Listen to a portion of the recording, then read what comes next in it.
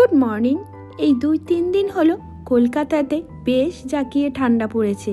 তার ওপর তো সকালবেলা রোদের দেখা একদমই পাওয়া যাচ্ছে না। সকাল সকাল 1 কাপ লিকার চা নিয়ে আজকে সকালটা শুরু করলাম। দিনটা ছিল রবিবার, তো রবিবারের সকালবেলা ব্রেকফাস্টে একটু অন্যরকম করার ইচ্ছা ছিল। রোজই যে স্কুলে যায় বাচ্চারা কর্নফ্লেক্স, দুধ, কেলগস এসব খেয়ে যায়, তো আজকে ভাবলাম অন্যরকম করে দিই। ওদের কয়েকদিন ধরে ইচ্ছে করছিল মা লুচি খাবো, তাই জন্য ভাবলাম আজকে যখন রবিবার সকালবেলা চলো আজকে একদিনটা একটু অন্যরকম হতেই পারে। ওইদিকে একটু সাদা আলুর তরকারি করে দিয়েছি, বসিয়ে দিয়েছি টমেটো দিয়ে, আর এদিকে সাদা সাদা ফুলকো ফুলকো লুচি ভাজছি। এ দেখো টমেটো দিয়ে আলুর তরকারিও রেডি।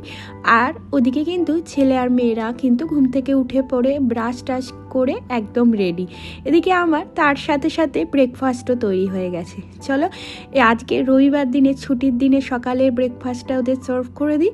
গরম গরম লুচি আর আলুর তরকারি। দেখো ওরাও কিন্তু একেবারে রেডি।